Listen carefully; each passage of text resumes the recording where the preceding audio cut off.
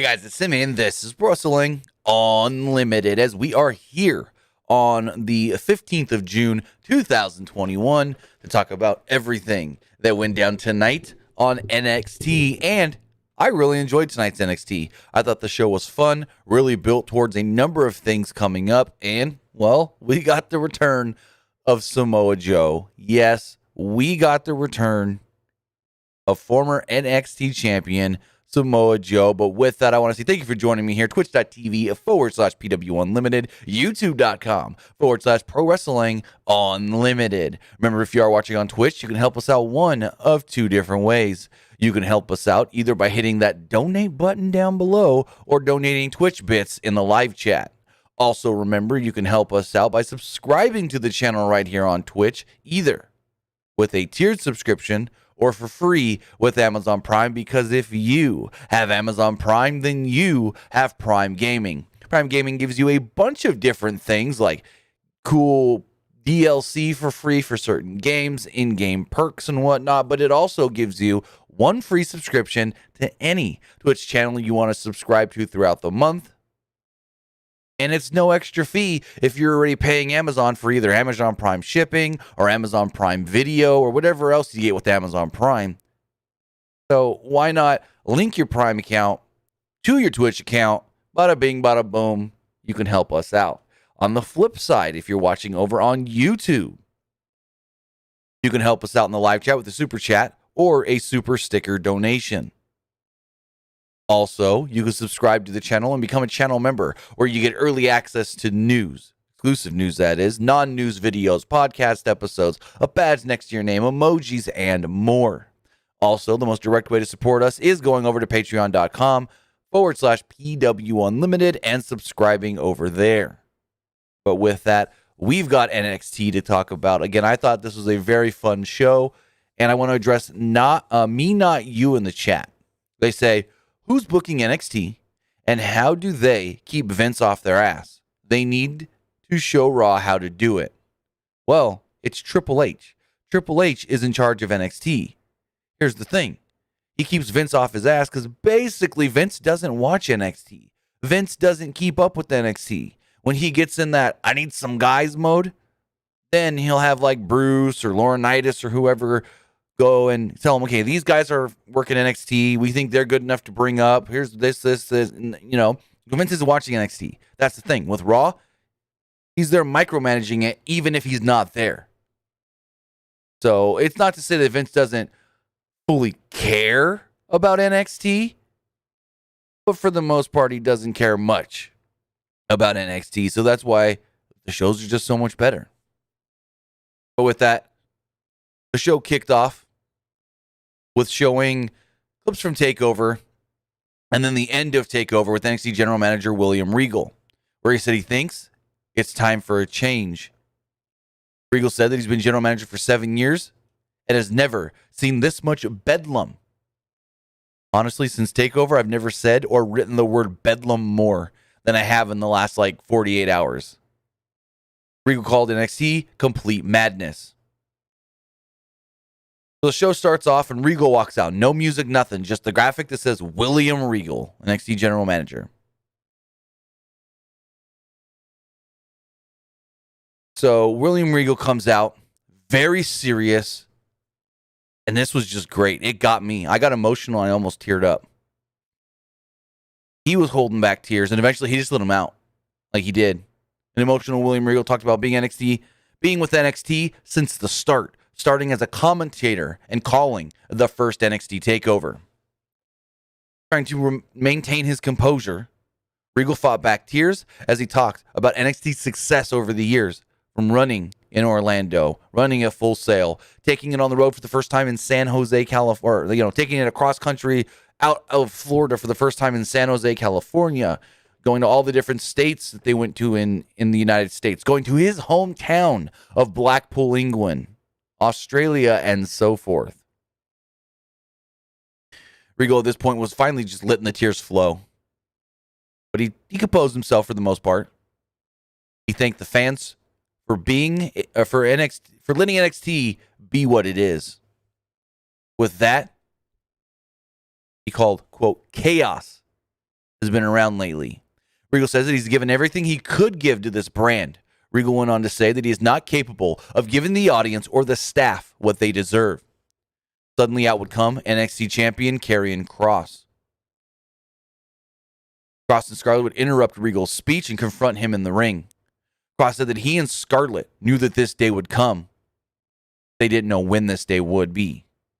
Cross proceeded to bully William Regal and asked if Regal was crying. He said, "Are you crying?" Cross then called him, quote, completely pathetic. Cross knew that Regal was losing control of NXT. Cross said, quote, he punched a hole through the Mount Rushmore of NXT this past Sunday at TakeOver. And I go, no, you took out a quarter of the Mount Rushmore. But when I think of the Mount Rushmore of NXT, and this is very subjective, my Mount Rushmore of NXT, Finn Balor, Samoa Joe, Shinsuke Nakamura, Adam Cole. You could maybe take Nakamura out of there and put Gargano. You can maybe take Joe out of there and put Gargano. But to say Kyle O'Reilly and Pete Dunne are on the Mount Rushmore, and nothing against them, they're both great. But to say that they are on the Mount Rushmore of NXT as four of the greatest NXT male superstars of all time, no. But I get what he was trying to say there.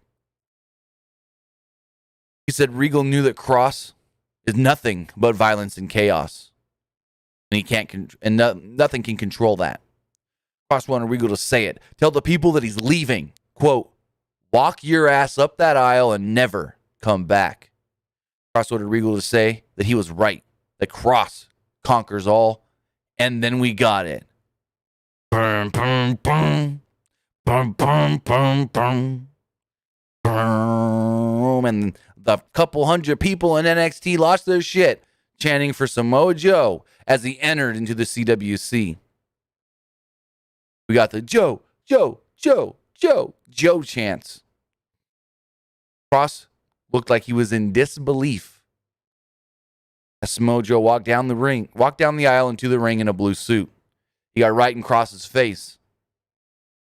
Joe said that Regal asked to speak to him, and Regal goes, yeah, but not here like this. Let's do it later in my office. And Joe's like, no. Regal's like, I wanted to ask you to become the new general manager of NXT, someone that I feel can control this brand. And Joe says, and I quote, absolutely not. And he explained why.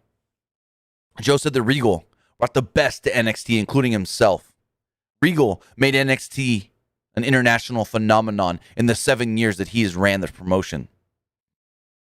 As he's glaring a hole through Cross, Joe said that he would make sure that everybody on this brand respects Regal.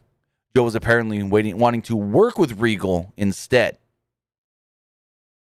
Regal said that this was interesting, but there are some conditions. A, Joe could not be a competitor. He cannot compete in a match. And B, he, quote, cannot lay a hand on anyone. He then looks at Cross and goes, unless provoked. And I love the way Regal did this, because Regal goes, he cannot lay a hand on anyone. And Cross gets to look like, haha, can't catch me, motherfucker. And then Regal looks right at Cross and goes, unless provoked. And Cross's face goes from, ha ha ha, to, oh. Joe goes, well, I accept. So Joe is now the assistant enforcer for William Regal. He's Regal Sonya Deville. He's more than Sonya Deville, though. With that, Joe would then get in Cross's face, and great line here. He just goes, tick-tock, young champion. Time to get out of the ring. I loved the way he delivered that. He's like, tick-tock, young champion. Cross left. The crowd chanted for Joe, and then did the nah, hey, goodbye to Karrion Cross and Scarlett as they left the ring. Going forward, Grizzly Young Vets cut a promo on Tommaso Ciampa and Timothy Thatcher.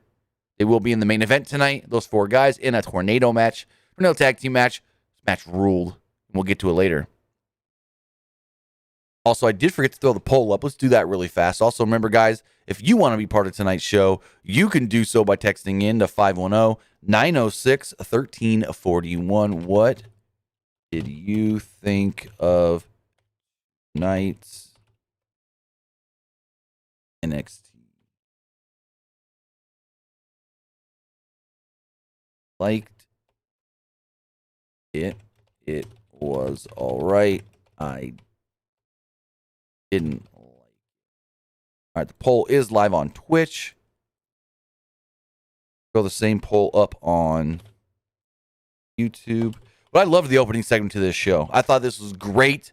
Regal getting emotional, making me almost get emotional. It's like, fuck. But Regal is not leaving as general manager, so that's great to see.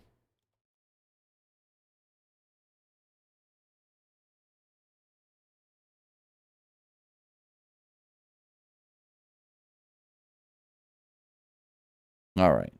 Poll is also now live on YouTube. Also, remember one more time, if you want to be part of tonight's show, you can do so by texting in to 510-906-1341. So, we get Breezango versus Imperium. Match is all right. I mean, all 4 guys worked really well together, but it was nothing special. The match was rolling along, and Breeze missed a plancha at one point. Fandango went flying over the ropes with the Tope Con Rio. Imperium, with a distraction, was able to trip a Fandango, but Fandango fought back. The match went through a commercial break, and Imperium was getting heat on the fans when the show returned. Hot tag to Breeze, but he was mowed down with a lariat by Eichner. Breeze was still able to trap Eichner, though, with a small package and pick up the pinfall victory. So I'm like, okay, Breezango just wins. Cool. And then immediately they just beat their asses. They completely destroy Breeze half a second after they're pinned. And they cover him with the Imperium flag. Oh, if you're going to do that, why not just let Imperium get the win and then still put the fucking flag over him? I don't get... This was the one what the heck thing for me tonight. Like, this finish made no sense. This finish made absolutely no sense. If you're going to destroy Breeze afterwards and Imperium's just going to stand there like they're perfectly fine, nothing happened, then just let them get the fucking win. Is Breeze about to get a tag title shot, and to justify it, they got to say that they picked up this victory? No, they're not. So fuck it. Just let them get pinned. I didn't like this at all. So in the back, Adam Cole and Kyle O'Reilly are going at it while they're being pulled apart. Regal starts yelling at him, and there's too much grunting and stuff going on to where I'm like, fuck is Regal saying? Did I hear unsanctioned match again? What? Huh? And he yells something unsanctioned. Next week, opponents. And I'm like, what? And they start to brawl again. Joe tries to get in the way. Adam Cole shoves Samoa Joe, and Joe's mind goes, I've been provoked. So he pushes some guys out of the way, grabs Adam Cole, chokes him out, and then tells him, let him know that Mr. Regal's going to want his answer when he comes to. So we got the first little bit of Joe going to get a little physical if you try to get a little physical on him, whether you meant it or not.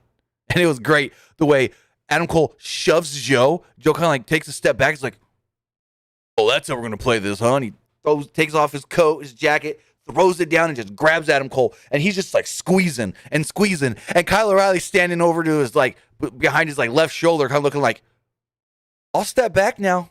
It's all good. But yeah, I thought this was a great segment. Other than at the start, I had no clue what Regal was saying because everyone's going a little too loud.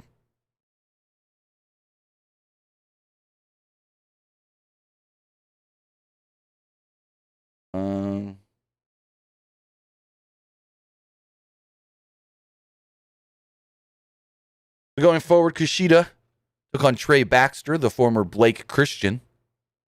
This was a Cruiserweight Championship Open Challenge. Trey Baxter said that he's all heart. which was, I think, his nickname when he was Blake Christian.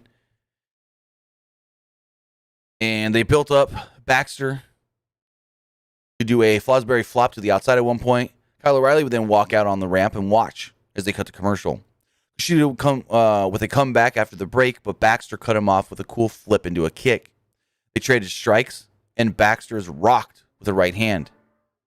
Baxter still managed to catch Kushida, though, in a running Spanish fly. Baxter with a springboard into a 450 for a very close near fall, as O'Reilly looked like he was having fun watching this match from the ramp. Kushida, though, caught Baxter in a Kimura while both were perched on the top rope.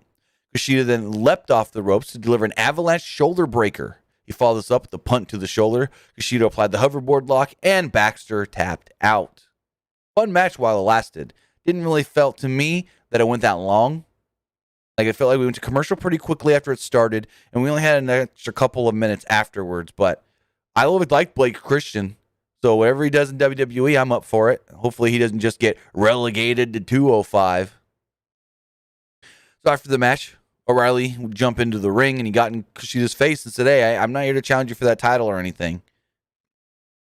I need an opponent for next week. I want to face the best. I know you want to face the best. What do you say?" And Kushida's like, "I already accepted." He's basically like, "You didn't have to say 2 words. I already accept."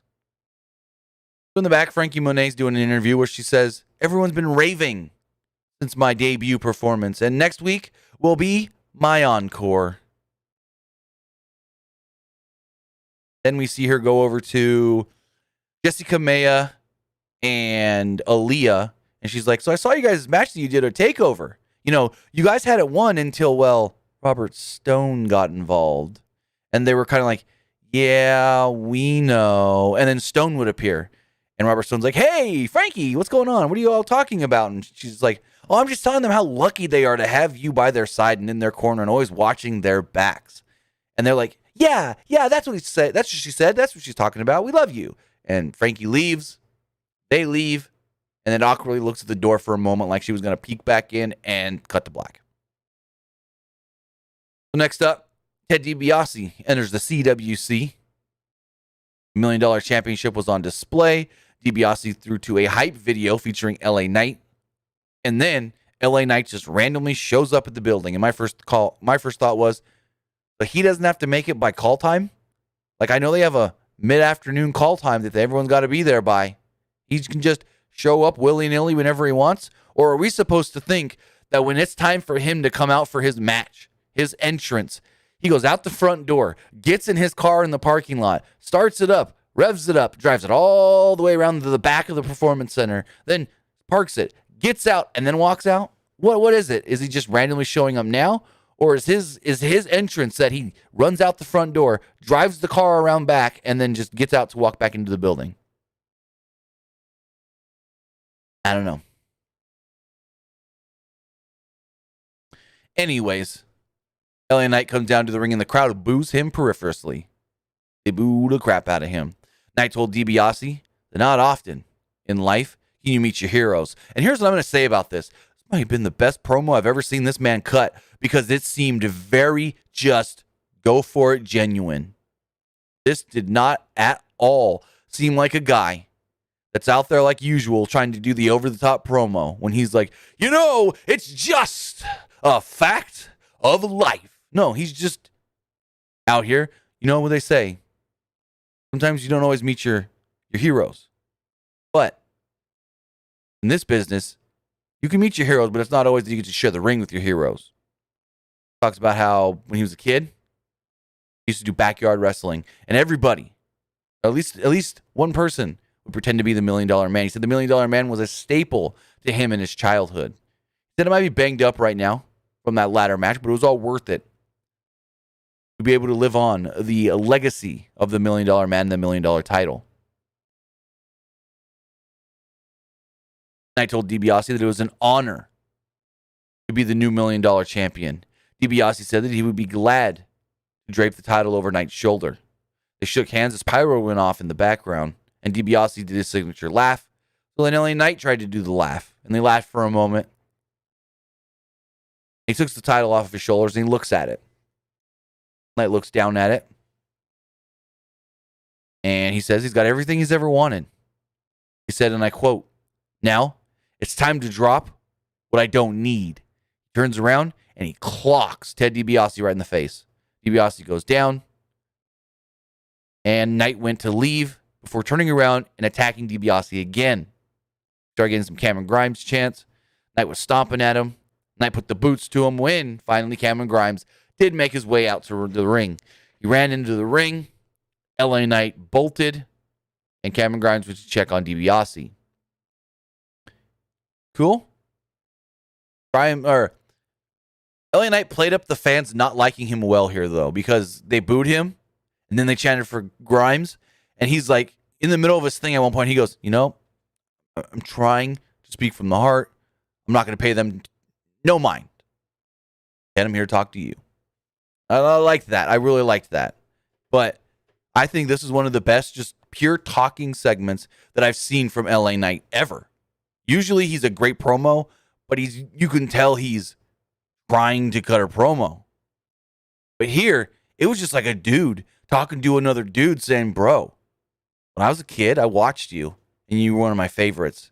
And now I get to be in the ring with you? What? That's how it came off to me." Yes, since Saturday, Cameron Grimes is now a babyface.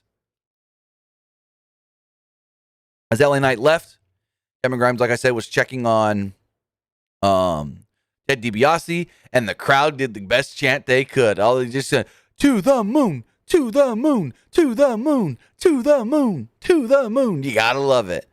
You gotta love it. Alan Starr says, so he dropped the belt. No. When Grimes jumped to check on Ted, LA Knight slid back in, grabbed the belt, and left.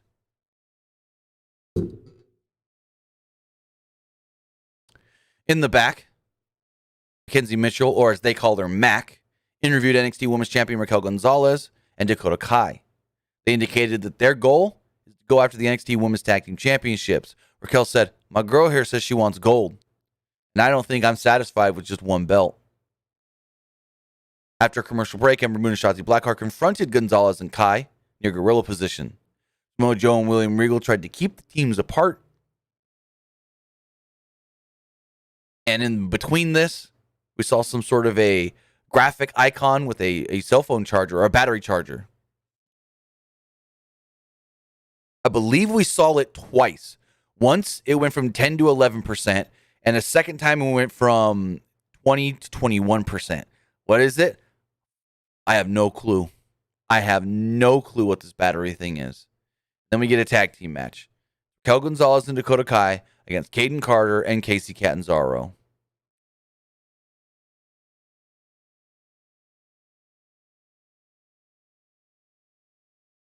So early on, they got the heat on Catanzaro as the match went through a commercial break. Hot tag to Carter, and she ran wild with a flurry of offense. Carter was soon cut off by Gonzalez, though, and a sidewalk slam by Gonzalez led to a 2 count. There were some double team moves by Kai and Gonzalez and another near fall. This time, Catanzaro jumped in to break up the count. Catanzaro and Carter with double team moves on Kai. They concluded with Carter giving Kai a neck breaker as Catanzaro flipped into a 450 splash. Catanzaro then covered Kai for a near fall when Gonzalez dragged Catanzaro out of the ring to break the count. Gonzalez also smashed Carter into the barricade. Kai with the draping GTS on Catanzaro, and Kai covered her for the pinfall victory. So, of course, Dakota and Raquel pick up the win. In the back, Everett cut a promo and he hit row. I guess this was supposed to be a comedy spot and serious at the same time, which I didn't take it as either. We then got the official announcement. The first match has been announced for NXT TakeOver. No, it's not a takeover. My bad. The first match has been announced for NXT The Great American Bash on Tuesday, July 6th. It is Adam Cole versus Kyle O'Reilly. And I think, again, I didn't quite fully hear what Regal said, but I think it's another unsanctioned match. But that hasn't been officially said. As far as the WWE NXT Twitter account, it says Kyle O'Reilly and Adam Cole will battle in a straight up wrestling match. That's called doing shit ass backwards at Great American Bash.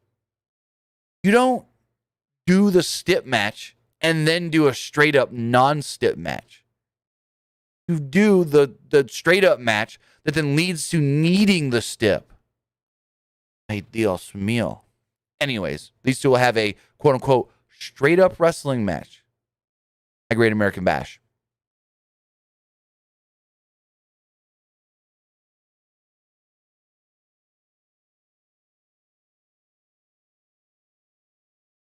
Excuse me. So next up, Io Shirai was in the ring talking about her next target when she was interrupted by Candice LeRae. According to LeRae, a lot has changed in NXT since Shirai was last here. And I go, a month and a half ago when she was last here? That ain't that long ago. Not much has really changed other than Samoa Joe's now here. And that happened tonight. Shirai rolled her eyes when LeRae said she was no longer an uncrowned champion. LeRae is, of course, she said, I'm one half of the tag team champions. LeRae said, the one thing that has not changed is LeRae still cannot stand Io. LeRae said that Shirai picked the wrong time to screw with her. Indy Hartwell was in with a sneak attack, and LeRae jumped in to join. They were attacking Shirai, when Shirai fired up on both of them. Shirai then gave Hartwell a tiger feint kick, and Shirai went to follow this up with a springboard. LeRae blocked Shirai's attack, and LeRae pulled Shirai off the apron. The attack on Shirai continued with Hartwell clearing off an announce desk. LeRae then put Shirai on the desk, and LeRae countered Hartwell, ordered Hartwell to go for the elbow drop. But Zoe Stark would run out to make the save. Stark brawled with LeRae and Hartwell, and Stark sent the way packing as they fled to the back. So it looks like we got a new tag team. Io Shirai and Zoe Stark. So if they're building a new team, looks like Io ain't coming up anytime soon, unfortunately. But then with that, we've got our main event. Our main event was a tornado tag team match. Timothy Thatcher, Tommaso Ciampa against the Grizzled Young Vets. This match was so much fun. I really, really enjoyed the heck out of this match.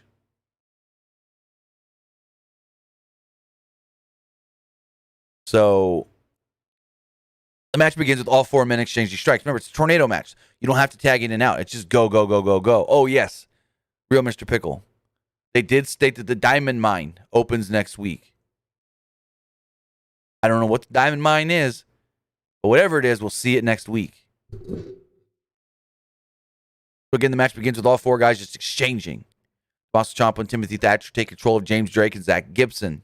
Thatcher and Ciampa both put submission moves on the Grizzled Young Vets early.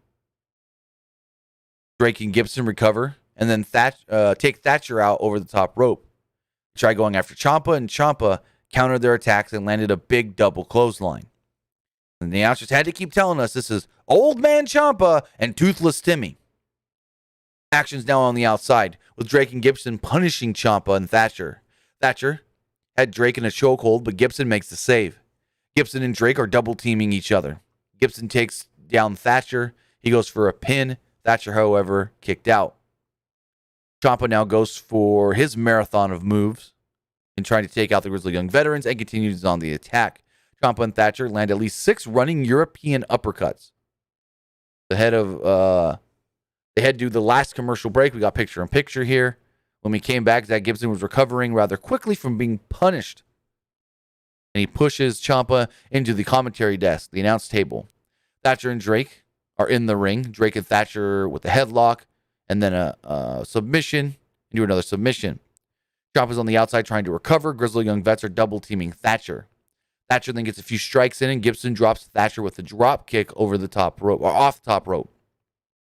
Drake still has a headlock on Thatcher, and Ciampa makes the save. Ciampa went for a big boot, but he misses and takes out Thatcher by accident. Ciampa hits Drake with an air raid crash. Ciampa goes for the pin, however, Drake kicks out. Ciampa and Drake are on the outside, and both men exchange chops to the chest of each other. Grizzled Young Vets hit Ciampa with a doomsday device on the outside. Thatcher and Gibson get in the ring, and now they're both there exchanging European uppercuts. Thatcher and Gibson are countering each other's moves into submissions and whatnot. James Drake makes the save. They then take down Thatcher with the big knee drop to the spine of Thatcher. Then the action goes to the outside. Ciampa tries to take Gibson out through the table, but it doesn't break. Ciampa then gets back into the ring and then hits a fairy tale ending. And then they put double submissions with an armbar and an ankle lock. Drake taps out, giving Ciampa and Thatcher the big victory. Show's not over just quite yet. One last thing. So after the match, they go to the back. Actually, they go to the parking lot where Regal's there with Joe. They're like, Mr. Regal, Samoa Joe, can we get your thoughts on, the first night with you here, Joe? And they both said, it's a good first night of many more to come. They get into a SUV, and they leave as the show goes off the air. That was NXT. I really enjoyed the show. I thought the show was very enjoyable tonight. I really did like it. Now I want to hear from you guys. What did you think of tonight's NXT? Text me. Let me know. 510-906-1341. Again, that's 510-906-1341. The number is in the live chat. Alan Starr says Ciampa and Thatcher need a name. They do have a name. It's called Old Man Ciampa and Toothless Timmy. But with that, as far as the Twitch poll does go, 57% of you liked the show, with 43% stating it was just all right. But if we look over on YouTube, 89% of you liked tonight's show, 10% thought it was all right, and 2% did not like it. Let's check the text messages. Got a couple here. This person says, who do you think will be next in line to challenge Karrion Cross for the NXT title? I don't know. Maybe Pete Dunne or Johnny Gargano get a singles match. Maybe they get a singles match at Great American Bash. Heck, I honestly think I'm going to go on a limb right here and just say it. Adam Cole beats Kyle O'Reilly at Great American Bash. Adam Cole then gets the title shot against Karrion Cross takeover on the 22nd of August, the night after SummerSlam. Adam Cole loses, comes up to the main roster after SummerSlam. First things, do you think Joe will be a better general manager than Regal? No, because Joe's not a general manager. Joe is a special enforcer to the general manager. I said, I enjoyed NXT. I love to see Samoa Joe and Pete Dunne. I know he not wrestle right now. I hope to see soon down the line. Well, Regal said it. You take this role, you cannot compete in a match. So, I don't know what that means. Says, who do you see taking the North American Championship and NXT Tag Team titles off of Bronson Reed and MSK? I really don't know because I felt like they didn't build anybody new for those titles tonight. I mean, I could see maybe Ciampa and Thatcher taking the tag titles, but as far as the North American title does go, it's still just Escobar wanting the shot. He said, and I forgot to talk about this in my review, but Santos Escobar cut a promo saying, hey, I got taken out again through the barricade, or squashed into the barricade. This time you went too far taking me through the barricade. I want a singles match, you and me. I know I can beat you one-on-one. I don't see Escobar winning that title, though. This person says, I love that Samoa Joe was back on NXT, and the ones that I thought were great and its champions were Samoa Joe, Aleister. Okay, Samoa Joe, Aleister Black, Johnny Gargano, Finn Balor, Seth Rollins. Well, Joe, Black, Johnny, Finn, Seth. You got to take one off. Mount Rushmore is only 4. Also, I wouldn't call Seth Rollins one of the best of NXT because he was there for such a little time when they were actual NXT that we know today, basically. I almost don't. Yes, he was the first NXT champion. He held the title for a little while before dropping it to Big E, but I almost don't consider him an NXT guy, if I'm being completely serious. I mean, I don't even consider Big E an NXT guy, and they were both NXT champions. You know what I mean?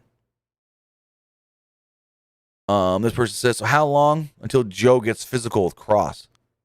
That's something that they got to keep building towards as far as hinting it multiple times before it happens. And I don't think it should happen for a couple months. And finally, this one says, do you think that the cell phone battery thing would be referenced to somebody making a return from an injury like a Ridge Holland or a... What the... I think it's supposed to say Tegan. Oh, it is, but they didn't know how to spell Tegan or Knox. Tegan Knox. It could be that someone's finally recharged from their injury. They're healed up. They're now at 100%, ready to come back. Honestly, that's what it could be. And that was one of the first things I thought of. It's who's hurt, who's healing up, who's maybe only at 20%, but they wouldn't show us if they were only at 20% because then they wouldn't be coming back anytime soon. But that's one of the first things I thought was it could be somebody making a return from an injury. But with that, guys, I want to thank you for joining me here. Twitch.tv/PW Unlimited, YouTube.com/Pro Wrestling Unlimited. Remember to follow us on social media, Facebook.com/Pro Wrestling ULTD. Follow us on Instagram by searching for Pro Wrestling Unlimited. Follow us on Twitter @PW Unlimited and follow our website, pwunlimited.co. But with that, guys, have a great night, and I will be back here on Friday for SmackDown and AEW Dynamite. Have a good one.